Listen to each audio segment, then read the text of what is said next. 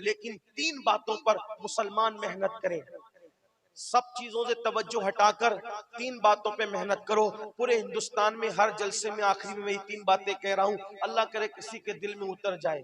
मुसलमानों, बिलखुसूस नौजवानों, आपको 3 बातों पे मेहनत करना है। नंबर 1, दीनदार बनो। सबसे पहली बात, दीनदार बनो। दीनदार कौन से दीनदार? सिर्फ टोपी दाढ़ी वाले दीनदार नहीं, वो दीनदार बनो जैसे रसूलुल्लाह बनाने आए थे। वो दीनदार बनो जैसे सहाबा किराम ने बनाया था। वो दीनदार बनो जैसे औलिया अल्लाह ने बनाया था। वो कैसे दीनदार थे? जो अपने लिए पसंद करो वही अपने भाई के लिए पसंद करो। तुम्हारा भाई पड़ोस में भूखा सोए, तुम पेट भर के नहीं सो सकते। ये दीनदारी की अहम पहचान। दूसरों का बुरा ना चाहो, सबका भला चाहो। वो दीनदार कैसे बनना, उलमा से पूछो। लेकिन इतना कहता हूं, नंबर 1 दीनदार बनो। नंबर 2 मालदार बनो। मालदार बनना है, पहले दीनदार बनो फिर मालदार बनो। आप कुछ लोग आने आपको सबक पढ़ा दिया, नहीं मौलाना हमारे नबी तो बड़े गरीब थे, बड़े मुफलिस थे और वो पेट पे पत्थर बांधते थे। ये सब झूठ है। हमारे नबी कोई गरीब नहीं थे, कोई मुफलिस नहीं थे, बल्कि हमारा अकीदा ये है, हमारे नबी जितने मालदार थे उनसे पहले इतना बड़ा मालदार दुनिया में कभी नहीं आया और ना क़यामत तक उनके बाद इतना बड़ा मालदार कोई आ सकता है। आप कहेंगे ये खाली अकीदतें, अकीदतें नहीं हकीकतें हैं। इसलिए कितने वो मालदार क्यों इतने थे पता है? कि कोई एक खेत का मालिक है, कोई एक मुल्क का, कोई एक रियासत का मालिक है, तन्हा मेरे नबी है। अल्लाह ने उनको जमीनों का भी मालिक बनाया, उनको आसमानों का भी मालिक बनाया, उनको जन्नत का भी मालिक बनाया, उनको हर चीज का मालिक बनाया। इसीलिए इमाम अहले सुन्नत कहते हैं, खालिक कुल ने आपको मालिक कुल बना दिया, दोनों जहां आपके कब्जा व इख्तियार में। हमारे नबी सबसे ज्यादा मालदार थे। ये तो बात हो गई अकीदत की, लेकिन बात आपको बताऊं, हुजूर की जाहिरी जमीनें भी मदीने शरीफ में बहुत थी, बहुत जमीनें थी हुजूर की, और लाखों की मंथली आमदनी थी। मगर शान ये थी कि सुबह लाखों आते और शाम आने से पहले पहले तकसीम हो जाते। हमारे नबी गरीब नहीं थे, बहुत मालदार थे। आपको भी मालदार बनना है। इमाम आजम भी मालदार थे, सिद्दीक अकबर भी मालदार थे, फारूक आजम भी मालदार थे, इमाम हसन इमाम हुसैन भी मालदार थे। ये इल्म वाले मौजूद है, इनकी मौजूदगी में कहूँ, बड़े से बड़ा आज फैक्ट्री का मालिक अगर किसी के पास कोई भिखारी आए तो कितना देता है? अगर 500 देगा ना, पीर को भी तो दिखा के देता है। भिखारी की बात जाने दो, पीर को भी देता है तो सोचता है कि 4 मुरीद देखे कि मैंने पीर को 500 दिया। यही है ना, भिखारी को तो कोई जल्दी 500 देता भी नहीं। अब आपसे पूछता हूँ, इमाम हसन और इमाम हुसैन के पास भिखारी आते हैं तो एक एक वक्त में इमाम हसन और इमाम हुसैन 50-50 हजार दिरहम लोगों को अता कर देते हैं। तो जो गरीब लोग होंगे वो फकीरों को 50 हजार देंगे, बल्कि अल्लाह की कसम 50 हजार देकर साथ में चिट्ठी लिख कर भी देते हैं, माफ करना अभी इतना ही है, अगर और होता तो और अता कर देते। हमारे यहाँ गरीब कौन है? सब तो मालदार लोग। आप भी मालदार बनो, लेकिन जुए से मत बनना, शराब के धंधे से मत बनना, सूद के धंधे से मत बनना। मोबाइल का इस्तेमाल कम करो, फेसबुक का इस्तेमाल कम करो, यूट्यूब का इस्तेमाल कम करो। वक्त का सही इस्तेमाल करके 8 घंटे की बजाय 16 घंटे मेहनत करो और मालदार बनो। अल्लाह तुम्हें तरक्की देगा। इन बुजुर्गों से दुआ लो, जो अंदर है उनसे दुआ लो, जो ऊपर है उनसे दुआ लो। और दुआ लेने का तरीका आपको बताऊं, हमारे मखदूम सरकार मखदूम अशरफ जहांगीर समनानी फरमाते हैं, बुजुर्गों से कुछ लेने जाना है, तवज्जो करना, तवज्जो है आपकी, फरमाते हैं बुजुर्गों से कुछ लेने जाना है तो जब भी बुजुर्गों से मिलने जाओ तो खाली हाथ ना जाया करो। जो खाली हाथ नहीं जाता वो खाली हाथ वापस भी नहीं आता। इसलिए जमीन के ऊपर है बुजुर्ग तो भी खाली हाथ ना जाओ, जमीन के अंदर है तो भी खाली हाथ ना, कुछ ना कुछ उनके लिए लेकर के जाओ।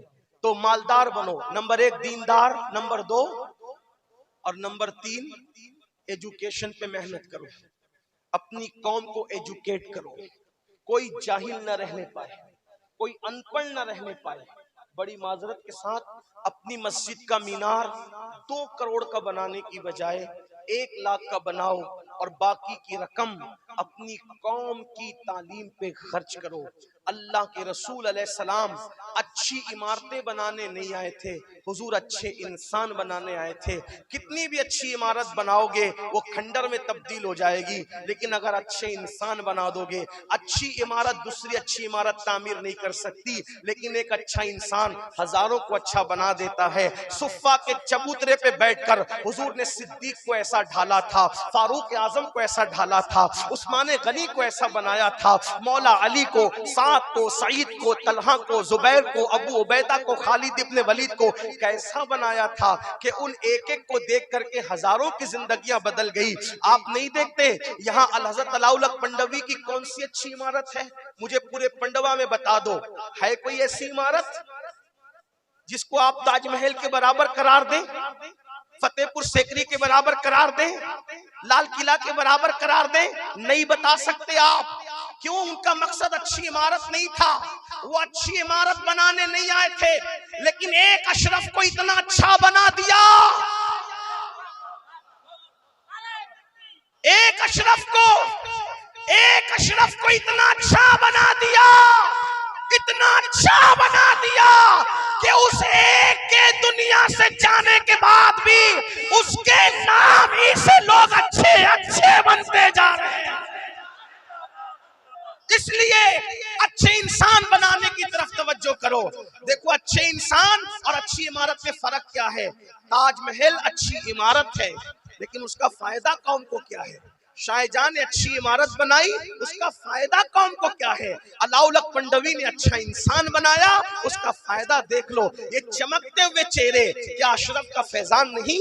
ये महफिल की चमक क्या सरकार अशरफ का फैजान नहीं? क्या दुनिया के शर्क गर्भ में अल्लाह अकबर जो सुन्नियत का अल्लाह अल्लाह सिक्का चल रहा है, क्या उसमें मखदूमी फैजान की किरणें नहीं? याद रखें, अच्छे इंसान बनाने की ये अहमियत है। तो मेरी गुजारिश है, मस्जिदों के मीनारों को ऊंचा बनाने वालों, अपनी कौम के इल्मी मियार को ऊंचा करने की कोशिश करो। शादी की फजूल खर्चे कम करो, जलसों की फजूल खर्चे कम करो, अल्लाह अकबर, और भी रसूमात का खात्मा करो। आखिरी में ये भी कह दूं, अपने पीर के मजार पर 1 लाख की चादर डालने की बजाय 1000 की चादर डालकर 99,000 रुपये बचाकर अपने पीर के इसाले सवाब के लिए तालीम के नाम पे खर्च कर दो। इसलिए कि हमारा पीर 1 लाख की चादर से उतना खुश नहीं होगा जितना 99,000 रुपया तुम तालीम के नाम पे उनके नाम से खर्च करोगे। इसलिए कि मेरे अलाउल हक को, मेरे मखदूम को, मेरे पीर को मेरे 1 लाख की चादर की जरूरत इसलिए नहीं है क्योंकि वो जन्नत के नेमतों से महजूज हो रहे हैं, उन्हें मेरी चादर की क्या हाजत है? अकीदत के लिए तो 1000 की चादर भी काफी है।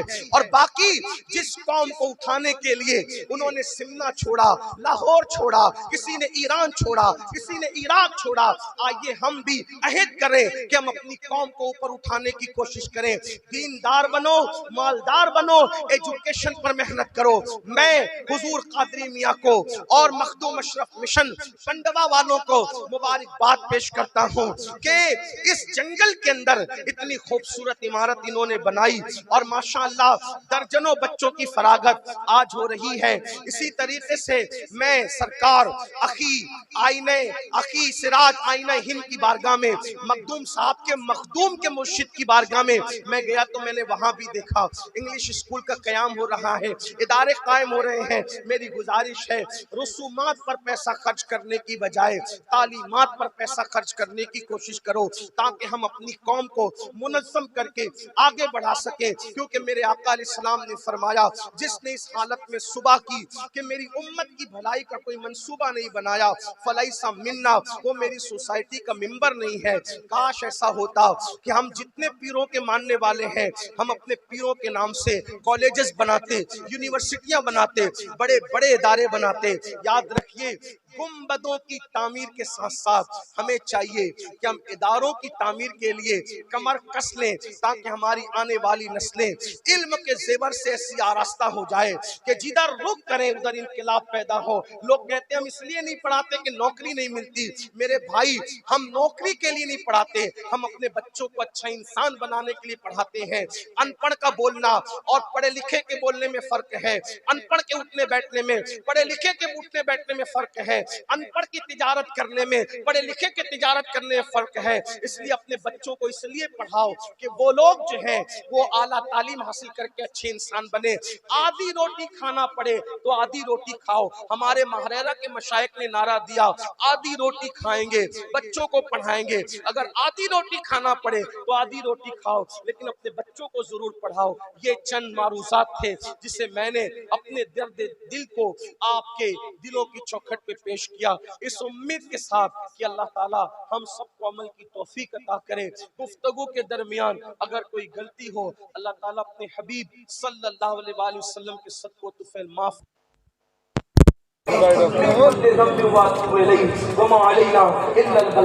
अस्सलामु अलैकुम व रहमतुल्लाहि व बरकातहू।